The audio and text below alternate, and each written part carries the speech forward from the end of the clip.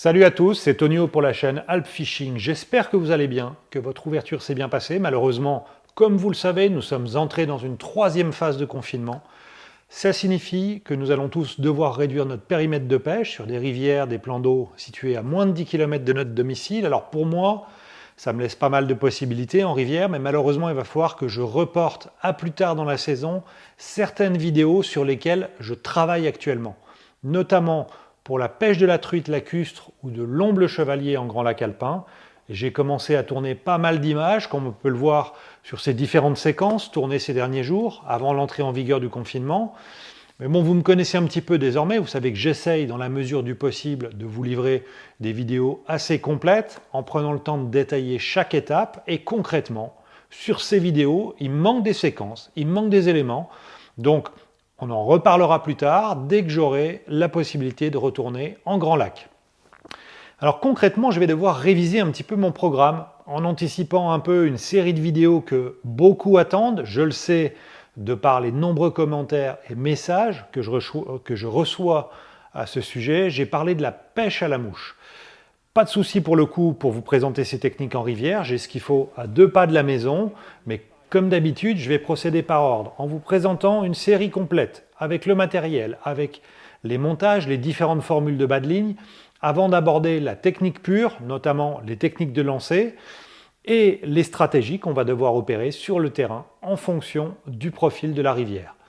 Alors, si ce n'est pas déjà fait, et si vous souhaitez ne rien manquer de cette nouvelle série à venir, je vous invite à vous abonner, là, sur le petit bouton en bas à droite, et à activer la petite cloche pour recevoir des notifications lors des mises en ligne. Bien, passons au sujet du jour. Je vais aussi profiter de cette période de confinement où certains d'entre vous vont pouvoir préparer ou revoir leur matériel en attendant de pouvoir retourner à la pêche pour réaliser des vidéos sur des points fondamentaux tels que les nœuds de pêche ou le montage de mouches.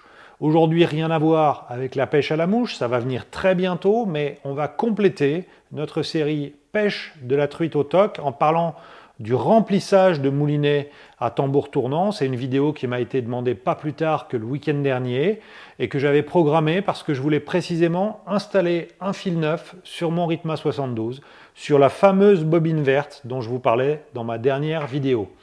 Et cette bobine, elle a quelques particularités qui vont me permettre d'évoquer certains points précis qu'il vous faudra prendre en compte dans la préparation de votre matériel. Alors, parlons de cette bobine. Donc, nous avons ici la bobine standard du Ritma 72, avec sur la tranche les joncs plastiques de couleur rouge. Et là, nous avons l'ancienne bobine qu'on trouve toujours à la vente sur le site de Pierre Lesvam, la fameuse bobine chenille, avec les joncs chenille de couleur verte. Alors, pour mémoire, mon choix se porte sur cette bobine, qui est nettement meilleure pour éviter que le fil ne vienne se prendre dans les engrenages de votre moulinet.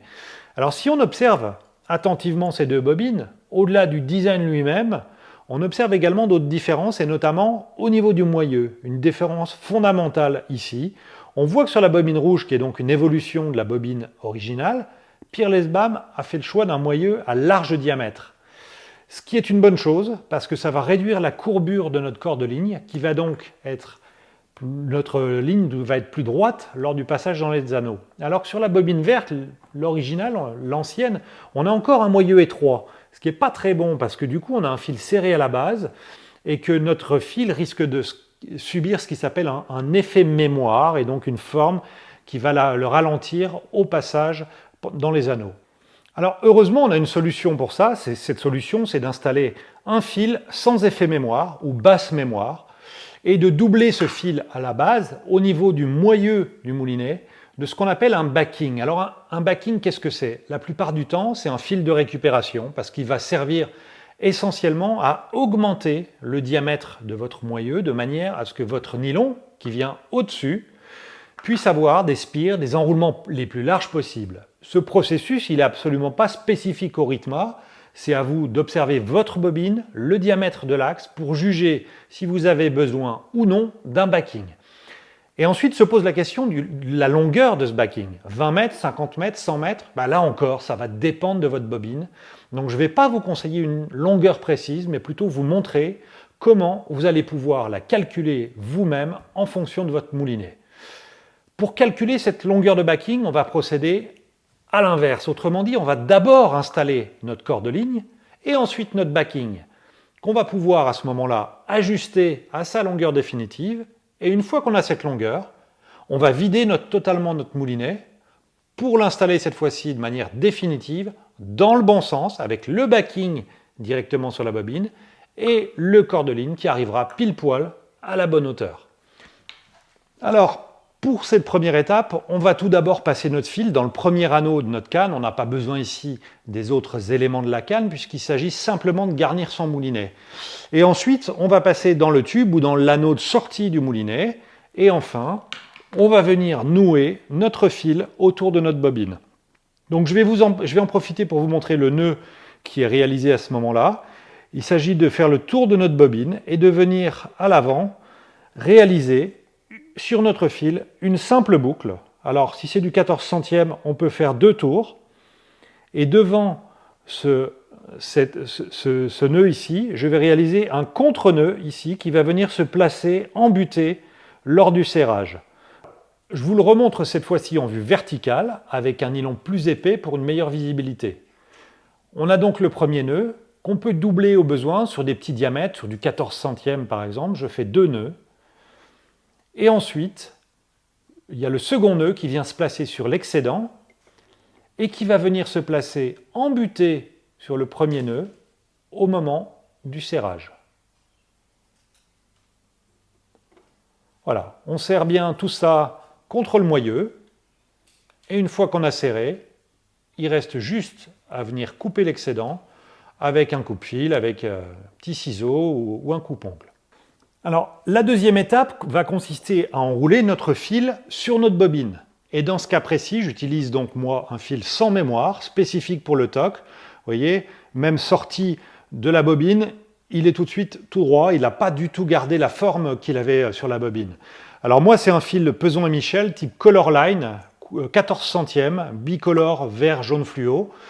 C'est un fil qui coûte assez cher, c'est un fil qui coûte autour de 15 € la bobine, c'est la raison pour laquelle on ne va pas garnir l'intégralité de notre moulinet avec. On peut même décider d'installer simplement 50 mètres, de manière à pouvoir garnir 2 moulinets, sachant qu'on va pêcher avec les 10 derniers mètres principalement. Alors évidemment, au fur et à mesure de la saison, on va avoir des casses, peu à peu cette longueur va se raccourcir, mais on peut parfaitement estimer qu'avec 50 mètres sur une saison, on va faire toute l'année, recommencer l'opération au début de chaque saison, de manière à repartir chaque année avec un fil neuf.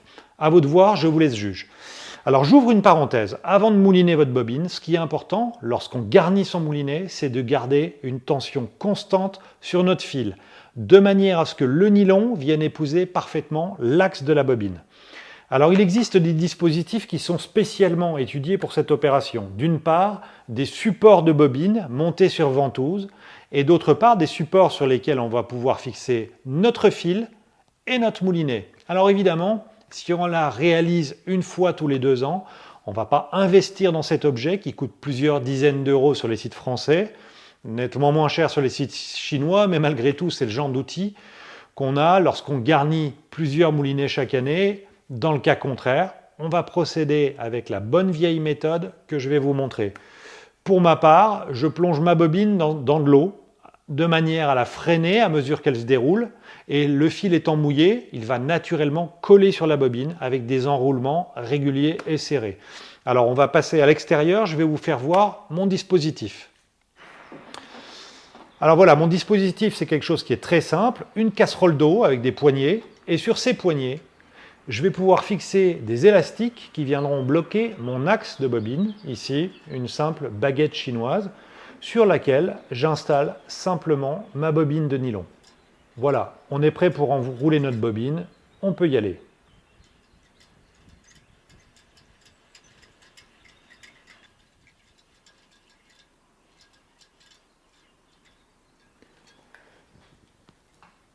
Alors, j'arrive à la fin de ma bobine, je vais maintenant installer mon backing à la place, mais au préalable, je vais faire un nœud de raccord entre mon nylon et mon backing.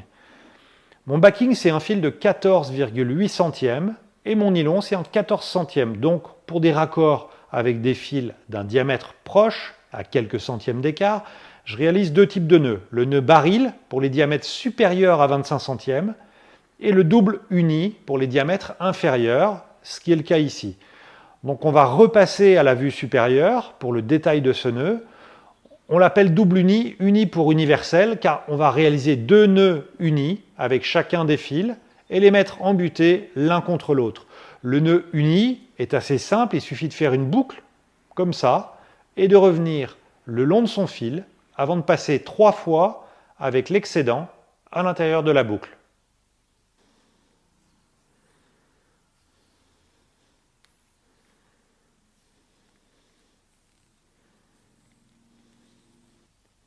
On mouille bien avant de serrer, on serre légèrement, on serrera complètement le nœud lors de la phase suivante, lorsqu'on viendra mettre les deux nœuds embutés.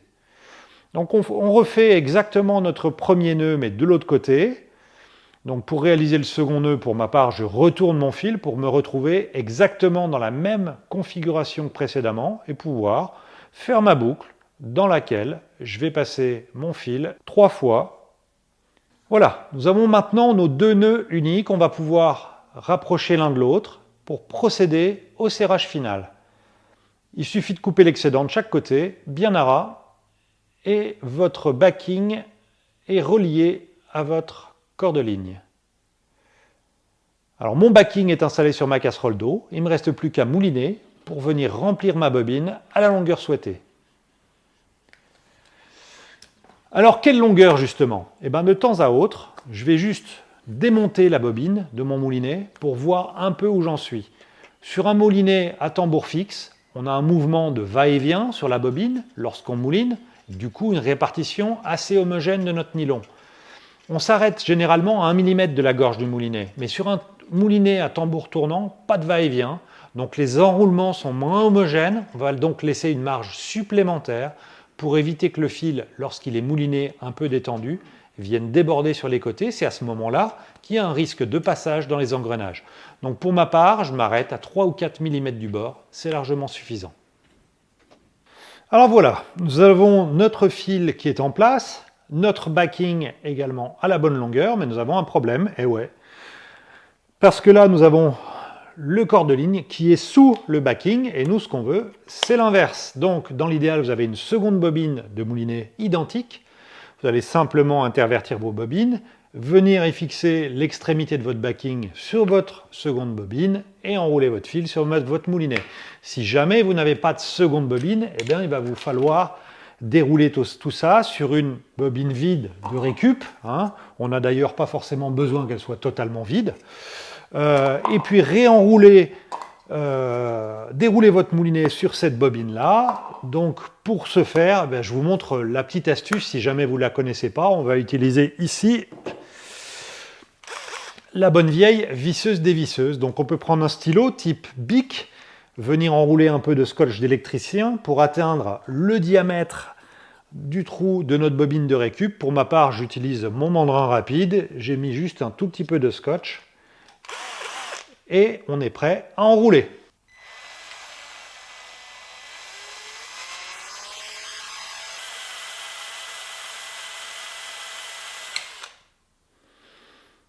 Voilà.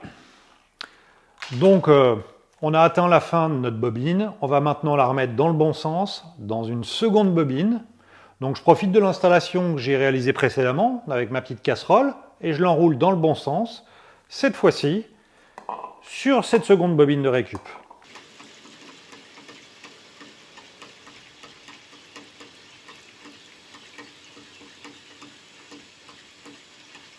Voilà, ma bobine backing plus nylon est prête, à la bonne longueur, elle est dans le bon sens. On va donc pouvoir garnir enfin notre moulinet de manière définitive. Donc on va fixer notre backing sur notre moulinet par le nœud arbor que je vous ai montré. On va installer cette bobine sur notre petite casserole et mouliner l'intégralité de ce corps de ligne sur notre moulinet. Voilà, votre moulinet est garni. Avec ça, vous êtes paré pour au moins une saison. Le backing, lui, va pouvoir rester là un bon moment. Au pire, vous avez juste à venir remplacer votre nylon basse mémoire pour repartir sur un fil neuf la saison prochaine. Ou, lorsque vous arrivez au bout de la bobine, quand vous commencez à voir le backing pendant vos sessions de pêche. On s'arrête là pour aujourd'hui. Merci à tous de me suivre. N'hésitez pas à commenter, à me faire part de vos remarques, de vos questions. D'ici là, merci à vous. On se retrouve très bientôt sur Alp Fishing. Ciao!